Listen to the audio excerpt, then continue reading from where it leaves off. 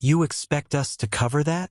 The young woman behind the counter, Anna, gestured vaguely towards Alara Vance's face, her manicured finger hovering near the deep, jagged scar that pulled at Alara's left cheek and eyelid.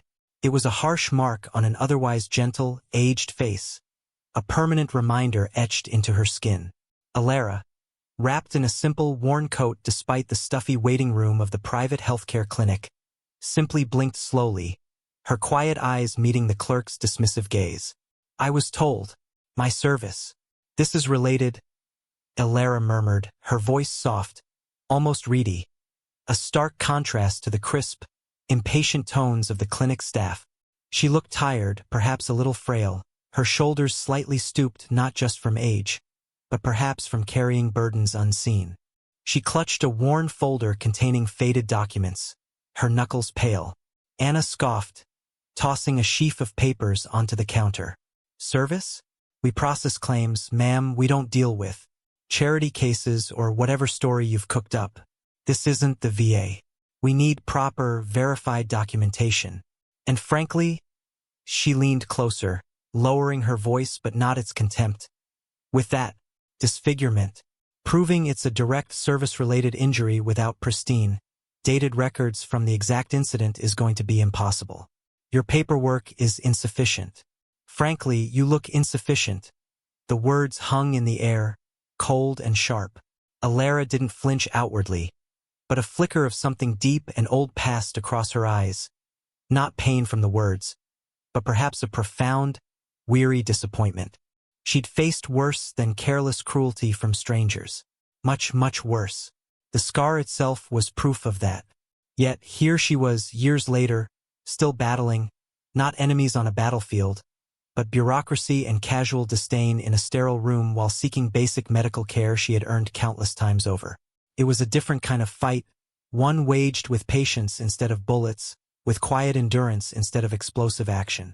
And right now, she felt the familiar, heavy weight of being utterly unseen, utterly dismissed. They looked at her worn coat, her age, the prominent scar, and saw only a problem, a potential liability, a story they didn't want to hear. They didn't see the woman who had walked through fire, literal and metaphorical, who had sacrificed pieces of herself for a nation that now seemed to have forgotten her existence. They didn't see the strength that still resided beneath the quiet exterior, the sharp mind that had once made life or death decisions in chaos, the heart that still carried the weight of too many memories.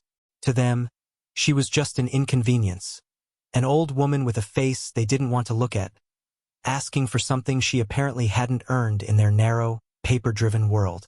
The injustice of it, the sheer, grating disrespect, was a dull ache that had become a constant companion over the years. She just wanted to be seen, just for a moment, not for the scar, but for the service it represented.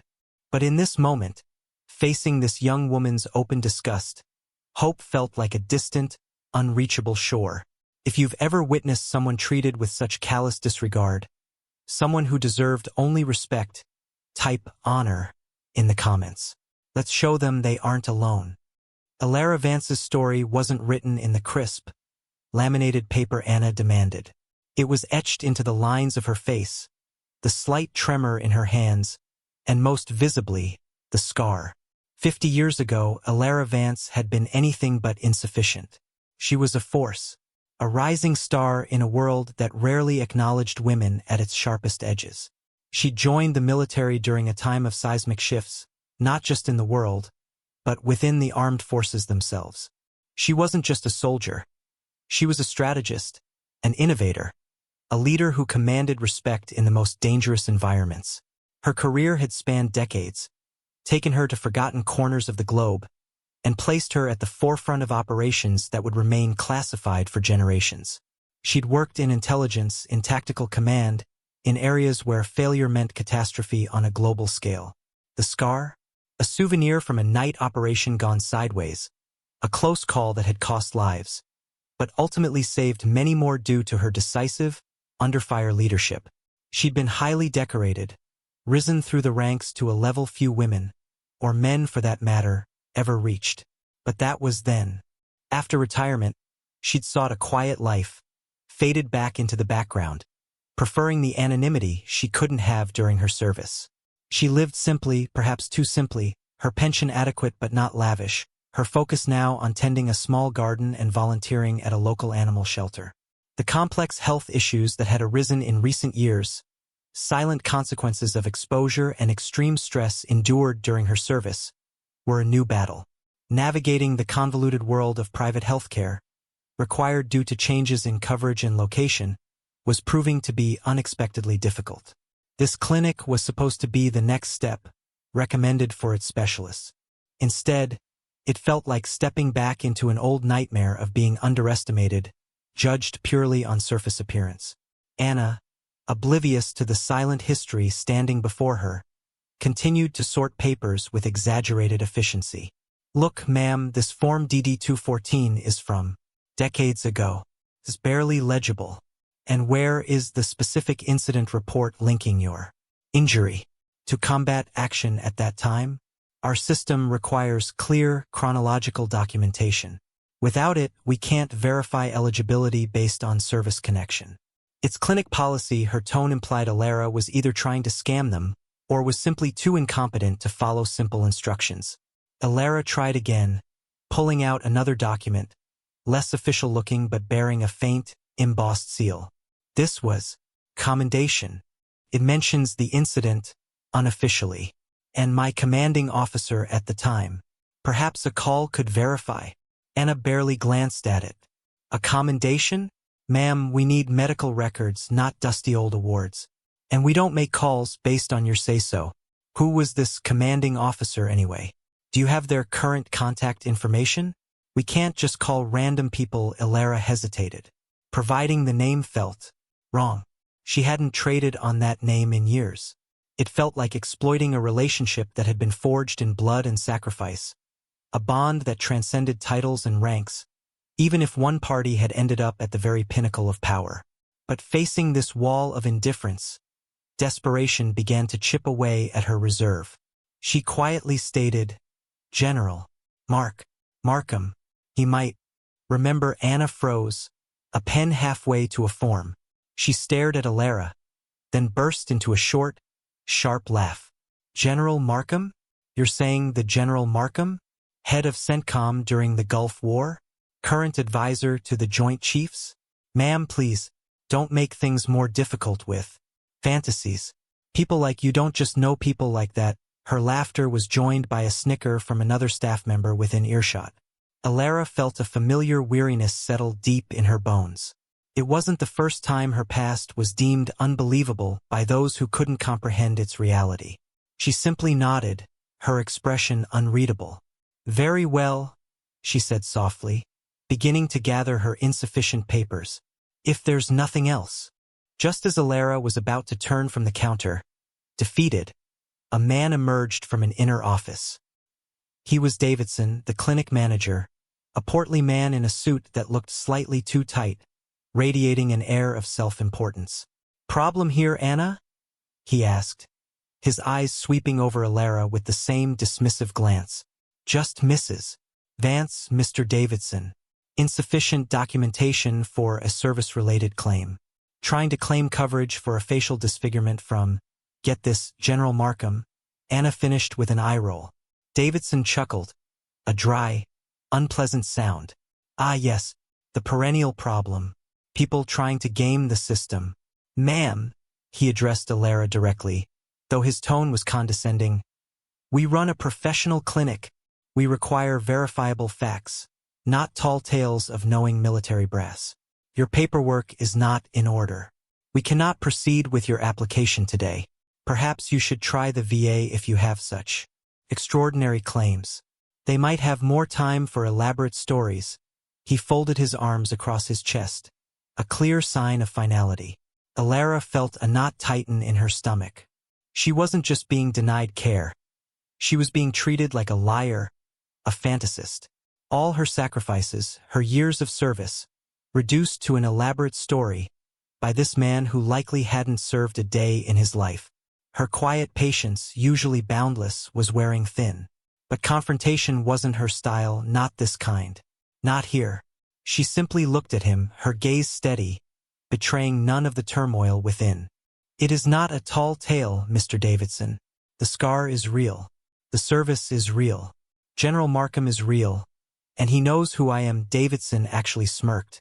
I'm sure he does, ma'am. Right after his morning briefing with the president, he's probably just waiting by the phone for your call. Now, if you'll excuse us, we have actual patients. He made a shooing motion with his hand, as if dismissing a stray animal. Anna giggled again. The humiliation was a bitter taste. Alara's hand tightened into a fist around her folder, the worn edges digging into her palm. Decades of service, moments of unimaginable bravery, enduring physical and emotional scars that would never heal, all to be dismissed by these children playing dress-up in positions of minor authority. It wasn't just about the healthcare anymore. It was about the fundamental lack of respect, the willful ignorance of what people like her had given. It was about being invisible in the very country she had sworn to protect. She took a deep breath, preparing to simply leave and find another way, as she always had. Resilience was her superpower, born of necessity in far harsher environments than this clinic. She wouldn't give them the satisfaction of seeing her break. She would walk out with the same quiet dignity she had walked into countless impossible situations during her career. But just as she turned fully, a sharp, insistent ring cut through the air. It wasn't the general clinic line. It was the direct line on Davidson's desk, the one reserved for internal calls or high-priority external contacts. Davidson, momentarily flustered by the interruption to his power display, frowned and picked up the receiver.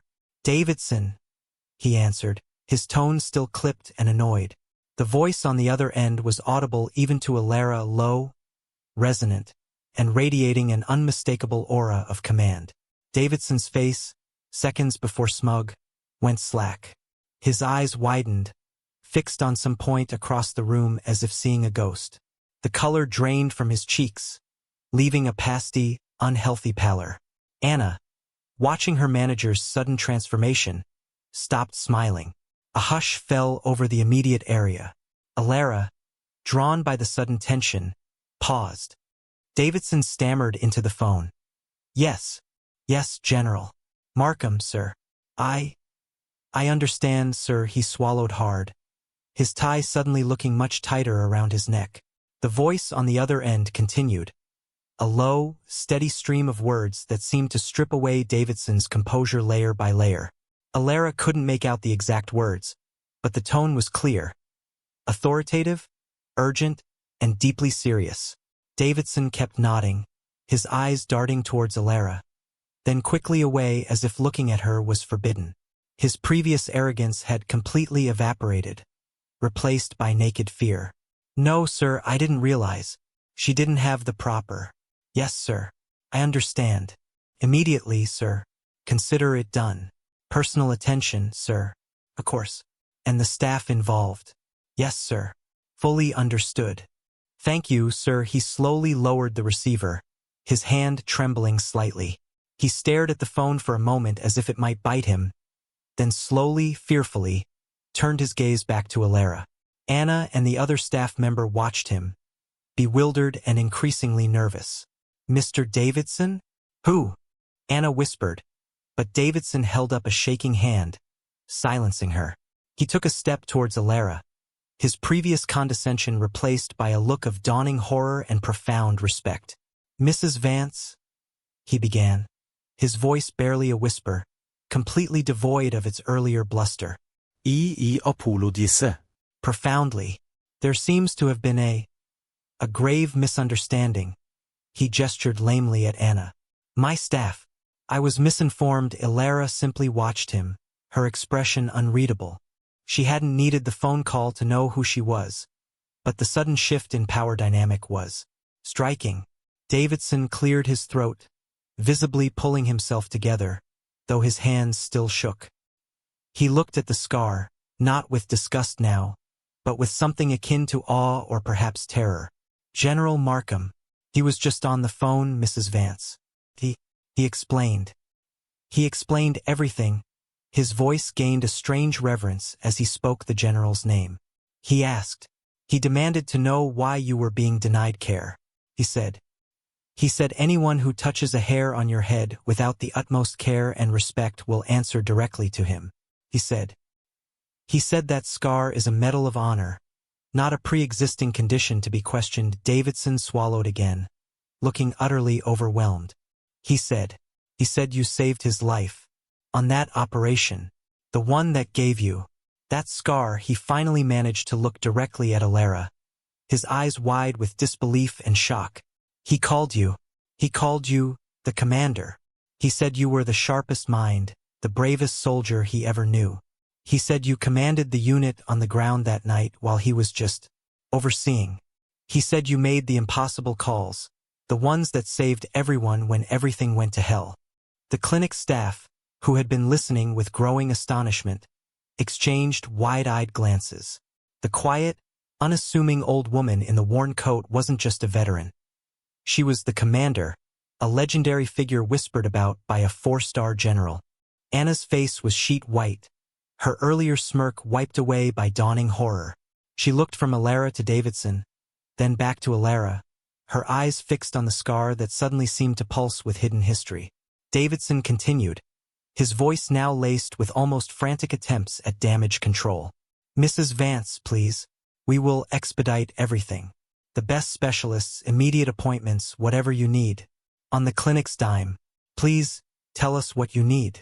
How can we make this right? He was practically pleading. Alara remained silent for a long moment, letting the weight of the revelation settle in the room. The air crackled with the shift in power, the sudden, stark contrast between how she had been perceived and the reality that had just been dropped like a bomb. The scar, the symbol of her perceived insufficiency, was now revealed as a testament to extraordinary courage, a connection to the highest echelons of power. She finally spoke, her voice still soft, but carrying a new, quiet authority that hadn't been there moments before. I need the care I am entitled to, Mr. Davidson. Nothing more, nothing less. Her gaze lingered on Anna, whose eyes were now filling with tears. Whether from fear or genuine remorse was unclear. And I believe, Alara added, her voice gaining a steely edge, that your staff requires retraining in respect and verification procedures that involve more than just dismissing people based on appearance. Davidson nodded vigorously, sweat beading on his forehead. Absolutely, Mrs. Vance. Immediately. Anna, go and consolidate Mrs. Vance's file. Personally, make sure everything is marked urgent. And you, he turned to the other snickering staff member, go and prepare a private consultation room. Now his voice was sharp, the authority he had craved earlier now fueled by genuine panic. He turned back to Alara, wringing his hands. General Markham also said, he'll be in touch directly. He wants to ensure you receive the absolute best care. Alara simply inclined her head. The battle was over. She hadn't raised her voice, hadn't demanded respect, but by simply existing, by being who she was, the truth had intervened on her behalf. The scar, the very thing they had judged her by, had become the key to unlocking the respect she deserved. It wasn't just about the healthcare. It was about the principle, about the countless veterans who faced similar indignities, their sacrifices invisible to a society that often forgot their cost. The silence in the waiting room was thick with shock. Other patients and staff who had witnessed the exchange stared at Alara Vance with newfound awe. The worn coat, the quiet demeanor, the scar, they no longer signified frailty or inadequacy. They spoke of a profound, hidden strength, a history that dwarfed the petty concerns of the clinic. She wasn't just an old woman seeking care. She was a living legend, a hero who walked among them, carrying her sacrifice openly on her face. The system hadn't recognized her, but the bonds of shared history, of life and death forged in the crucible of service, had reached across the years and the miles to stand in her defense. Davidson, still visibly shaken, escorted Alara towards the inner offices himself, practically bowing. Anna, pale and trembling, scrambled to retrieve Alara's insufficient paperwork, her previous arrogance replaced by a frantic desire to appease. The other staff member rushed to prepare a consultation room, the snicker long gone from their face. The atmosphere in the clinic had fundamentally shifted. The air that had been thick with indifference and condescension now hummed with shock, respect, and a healthy dose of fear. Illyra walked with the same quiet dignity, but perhaps her shoulders were a little straighter, her step a little firmer. She hadn't sought vindication, but it had found her nonetheless. Davidson hovered, asking questions about her comfort, offering water, trying desperately to erase his earlier behavior. General Markham also mentioned, "He might stop by if he's in the area, Mrs. Vance," he stammered. He seemed very concerned personally. Illyra simply replied, "Mark is a good man, Mark, not General Markham, sir." The casual intimacy of the name, spoken so naturally by Illyra, was another small shockwave for Davidson. It underscored the depth of the connection, the reality of her status that he had so readily dismissed. Inside the consultation room, the doctor assigned to her case, a Dr. Ramirez, was waiting. Davidson introduced Illyra with excessive deference, mentioning General Markham's call multiple times.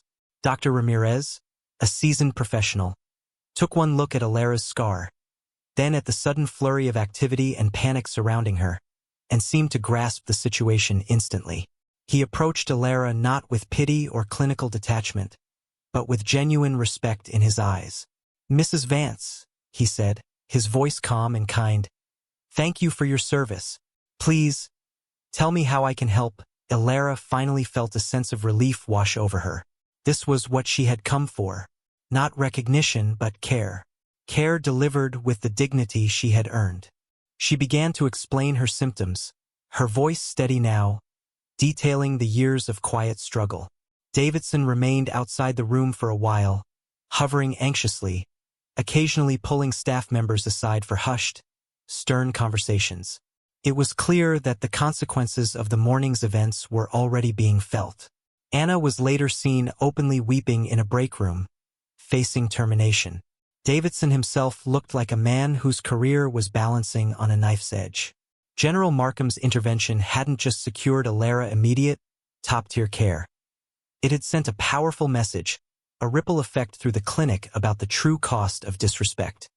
The following week, a formal letter of apology arrived at Illyra's small home, signed by the clinic's board of directors. It detailed the dismissal of Mr. Davidson and Anna, the implementation of mandatory sensitivity and veteran awareness training for all staff, and a commitment to review their verification procedures. It also included a personal note from Dr. Ramirez, expressing his honor in treating her and his gratitude for her service. Illyra read the letter quietly, then placed it on her kitchen table. It wasn't about revenge, or even about seeing those who had wronged her punished.